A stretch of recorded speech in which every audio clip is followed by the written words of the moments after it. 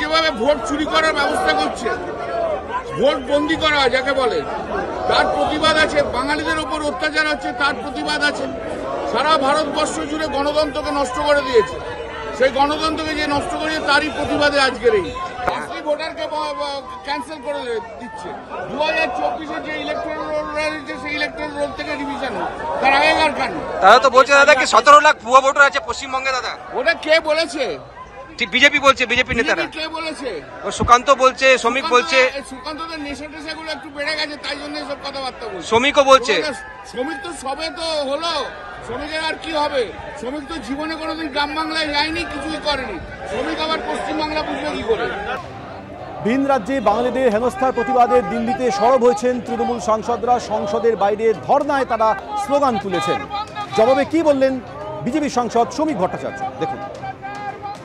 পশ্চিমবঙ্গের প্রত্যেকটি মানুষ জানেন পশ্চিমবঙ্গের ভোটার তালিকায় কি আছে, তৃণমূল কি করেছে, তৃণমূল কি করছে এবং তৃণমূল কি করতে পারে।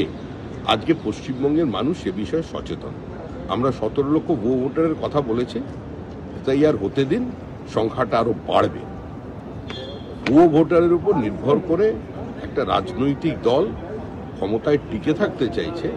এর থেকে দুর্ভাগ্যজনক পরিস্থিতি সংসদীয় রাজনীতিতে বা কোনো গণতান্ত্রিক ব্যবস্থায় হতে পারে না। নির্বাচন কমিশন স্বশাসিত সংস্থা, তারা যা কিছু করছেন আইন মেনে করছেন।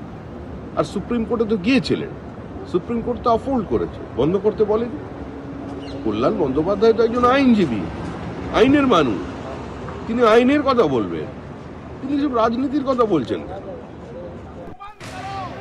ভিন রাজ্যে বাঙালিদের হেনস্থা করা হচ্ছে, এই অভিযোগে ইতিমধ্যেই সরব হয়েছেন তৃণমূল নেত্রী মমতা বন্দ্যোপাধ্যায়। গতকাল 21শে জুলাইয়ের মঞ্চ থেকেও তিনি সরব হয়ে বলেন, বিজেপির চক্রান্ত, কমিশনের ষড়যন্ত্র চলছে, বিচারের বাণী নীরবে নিভৃতে কাঁদছে। আর কি বললেন শুনব।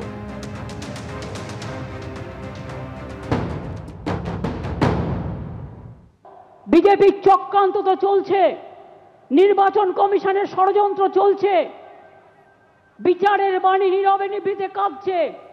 আগের বার বিদ্যাসাগরের মূর্তি ভেঙেছিল, আর এবার ইলেকশনের আগে এই দেখুন প্রথম সার্কুলার গভর্নমেন্ট অফ ইন্ডিয়ার। এটা আমাদের রাজ্যে পাঠায়নি, বিজেপি রাজ্যগুলোকে পাঠিয়েছে, যে 101 মাসের জন্য যাকেই সন্দেহ হবে 1 মাস জেলে আটকে রাখতে পারবে, ডিটেনশন ক্যাম্প করে এবং হোল্ডিং ক্যাম্প করে।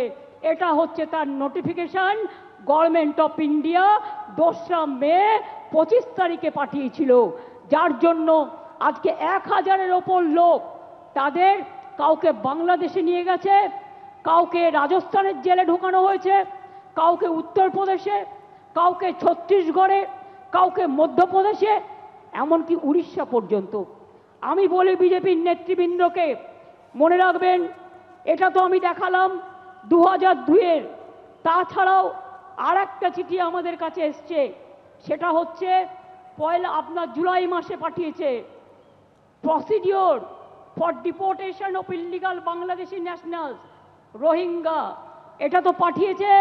প্লাস আবার একটা পাঠিয়েছে আমাদের কাছে, লেটেস্ট যেটা পাঠিয়েছে, ওরা সেন্ট্রাল ফোর্স থেকে আমাদের বলছে একটা নোডাল অফিসার তৈরি করতে, যারা কিনা গিয়ে ওখানে মানুষকে বাদ দেবে, ভোটার লিস্ট থেকে বাদ দেবে, বাংলার পরিচয় থেকে বাদ দেবে, বাংলার অস্তিত্ব থেকে বাদ দেবে।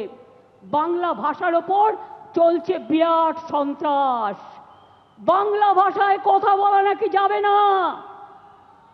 কে মাছ খাবে, কে মাংস খাবে, কে ডিম খাবে, কার মাথা খাবে, সব ওরা ঠিক করে দিচ্ছেন। এত সহজ নয়, বাংলা এসব মানবে না। সব মানুষের অধিকার এখানে সংরক্ষিত হবে। মনে রাখবেন, আমার কাছে পুরো লিস্ট আছে, আমি এখনো জানি না বাংলাদেশে কত লোককে ফেরত পাঠিয়েছেন। এই দেখুন লিখছে, all state government UT administration shall set up adequate holding center in each district under the police of state UT to detain illegal immigrants from Bangladesh, Myanmar.